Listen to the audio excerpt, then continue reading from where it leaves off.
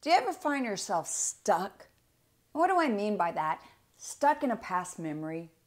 Stuck in a relationship that was 20 years ago, though you're with someone else now. Stuck in regrets. Stuck in, but why? Why? Why? Why didn't this happen? Why did my dad kill himself? Why did he leave me? Why doesn't she love me? You see, a lot of us can look back over our life and get stuck.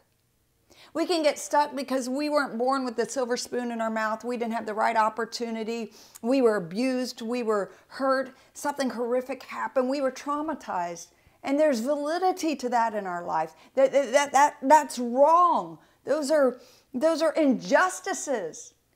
But the real question is not, was I done wrong? Did I have an injustice? Was there something that happened? But the real question is, what do I do about it now?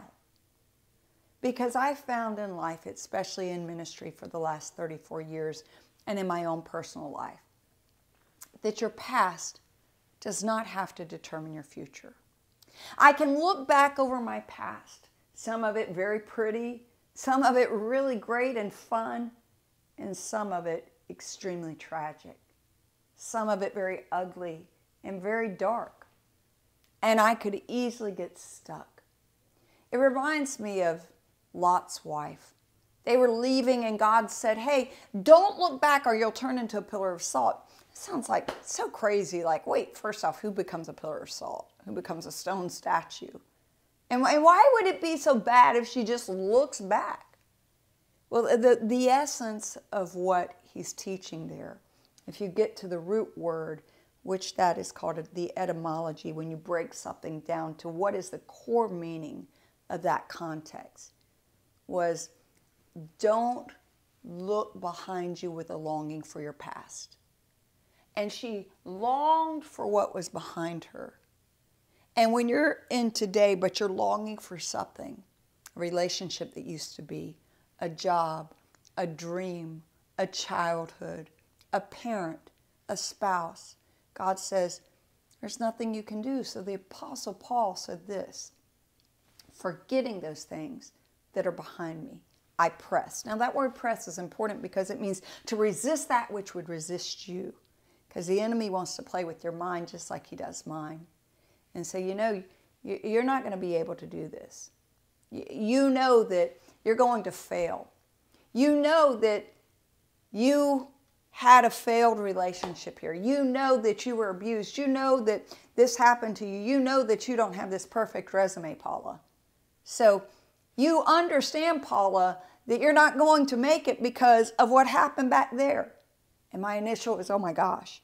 And then the Holy Spirit comes in and says, Paula, your past does not have to determine your future.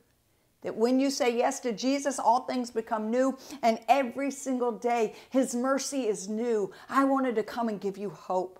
I wanted to come and hold my hand out to you and put it in the hand of God and say, you don't have to stay stuck. You don't have to long for something. You don't have to live with regrets. You may have grief. You might have hurt, but you don't have to regret. Let it go. My little granddaughter, Asher, she's 2 years old now, and she watches this movie called Frozen. I'm learning all these songs, and she gets this doll, and she starts going, let it go, let it go. I know I can't sing, but I'm like singing with her, let it go, let it go. I'm like, Asher, you're preaching. And I would just say to you right now, as my granddaughter runs around singing all the time, let it go. Let it go. Because God has a better tomorrow. Trust Him. And let me help you to find that path, to find that purpose. Don't try to go at it alone because your mind will go back. It's like every time you get in a pattern or traumatized or something happens, your brain will reach for what's in the past. Cut it off and know that there's more tomorrow than anything of your yesterday.